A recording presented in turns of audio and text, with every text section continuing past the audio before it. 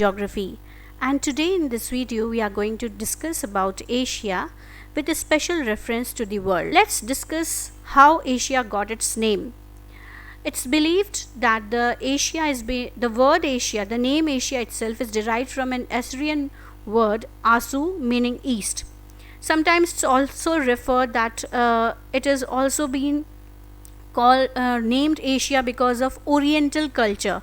The word Orient means to rise or to face the east.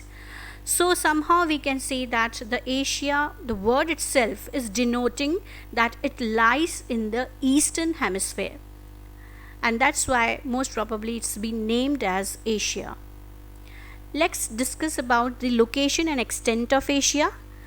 If we talk about Asia in terms of hemispheres, it is in the eastern hemisphere, and mostly it extends from equator towards the North Pole in the northern hemisphere. Although the equator, that is the prime meridian, it passes from the island groups which is in the entirely south of the Asian continent. Now if we talk about the length of the Asian continent from north to south, it is about 8,580 kilometers. And if we talk about the east-west total extension of Asia in terms of the width, that is 7,720 kilometers. We should also know the latitudinal and longitudinal extent of Asia. It is, if we talk about latitudinal extent, that is 10 degree 11 minutes south to 81 degree 12 minutes north, and in reference to the longitudinal extent, it is 26 degree 4 minutes east to 169 degree 40 minutes east longitude. If we look at the map of Asia, we can just observe that towards the north of the Asia continent we have Arctic Ocean, and it is being separated by North America by a Bering Strait. Along the sides of the continent, the eastern margins, we have North Pacific Ocean and South Pacific Ocean.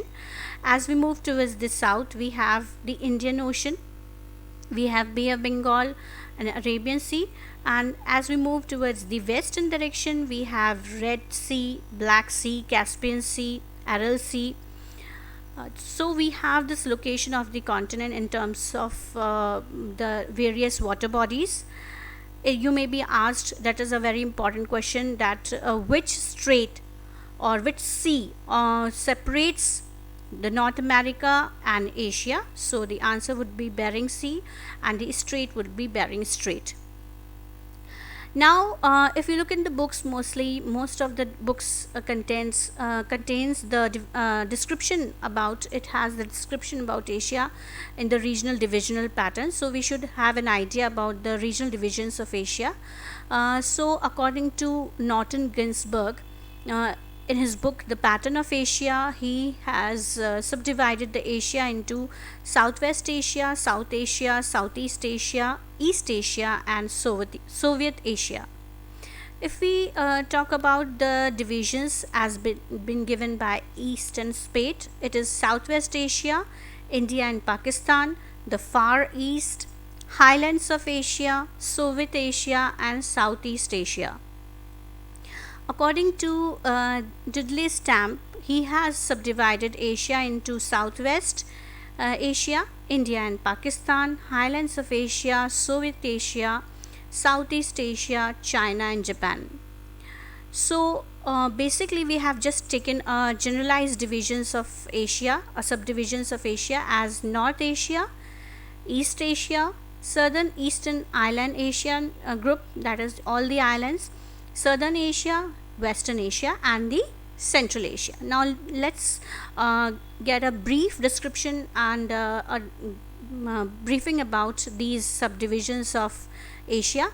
So we talk about first the West Asia. So the as you can see in the picture, I made a rough map, a sketch map, which is showing the western part of the Asia. Most of the countries which are in the Western Asia are Armenia, Azerbaijan, Bahrain, Georgia, Iraq, Cyprus, Israel, Jordan, Saudi Arabia, Syria, Kuwait, Lebanon, Oman, Qatar, Turkey, United Arab Emirates, and Yemen. So these all countries form the western part of the Asia as a subdivision. If we talk about the Eastern Asia, most of the countries are China, North Korea, South Korea, Mongolia, Taiwan, and Japan.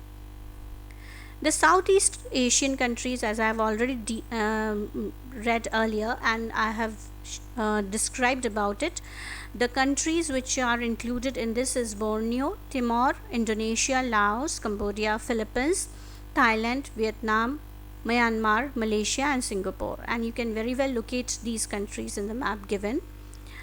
South Asia is an agglomeration of the countries of Nepal, India, Pakistan, Sri Lanka, Bangladesh, Myanmar, and Bhutan. So the entire region of these countries together can be referred to as South Asia. The Central Asia includes the Kazakhstan, Kyrgyzstan, Tajikistan, Turkmenistan, and Uzbekistan, and these countries form the region that is known as the Central Asia. Most of the Northern Asia is referred to the Russian Federation, and the Russian Far East Siberian Desert. This entire region is being taken as the northern part of the Asia. So after the subdivision, we can just give a brief account of Asia as a cradle of civilization. Why? It can be asked, sometimes it's been asked as a short note question, why we are talking about Asia in the terms as it is a cradle of civilization. So this is the reason because most of the populous and most developed civilization is found in this continent. Mesopotamian civilization in Western Asia, Babylon civilization in southern Mesopotamia, Indian civilization in South Asia, Umran civilization in Central Asia, Chinese civilization in East Asia. All these civilization, world's most oldest civilizations, has been found in Asia. So we can say that the Asia is the cradle of civilization. Here cradle means it gives birth. Asia, the continent, gave birth to many civilizations.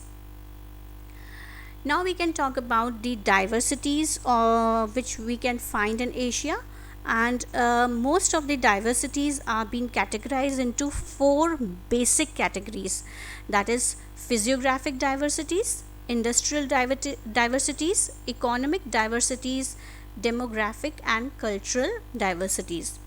If we talk about the physiographic diversities, means the diversities which are related to physiography, the physical features of this continent. So world most highest point and the deepest region in the entire world is found in Asia, and that is the Mount Everest, as we all know. It's highest point on the earth.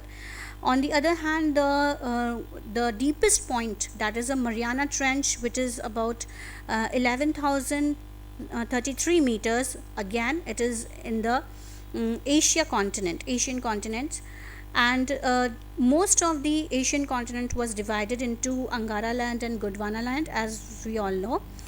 And the most deepest lake, that is the Baikal lake, is also found in this region, and the internal drainage pattern, that is the biggest sea, that is Caspian Sea, is also found in the Asia. If we talk about the rainfall, in terms of rainfall also, we have Mawsynram in the northeast India, which receives the world's maximum rainfall. On the other hand, the driest region of the world also lies in Asia, that is Adan of Arab region, and it receives about 10 millimeter of rainfall, which is very, very scanty.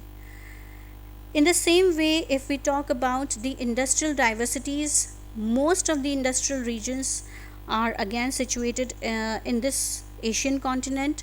On contrast to this, major agriculture based regions like the Indian subcontinent is also situated in Asia.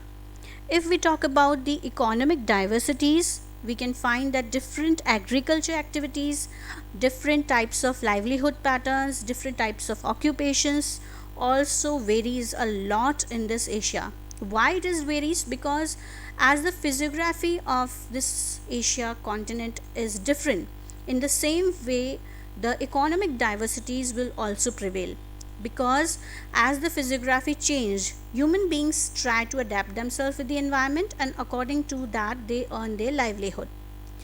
Now if we talk about the demographic and cultural diversities, we that is also very clear, because some part of the Asian continent is very much populated, densely populated, and the other parts like the Siberian region, it is very scarcely populated. The reason again refers to the physical features, climatic conditions, which causes these demographic and cultural diversities.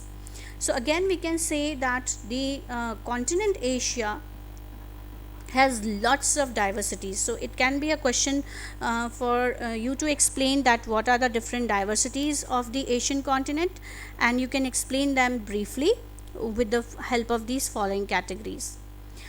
Now I have just jotted some of the most important questions which are related to Asia and can be asked in competitive examination. It can be asked in any sort of competitive examination. So we start with some of the GK questions.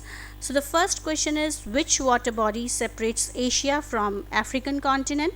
So the answer is Suez Canal and Red Sea.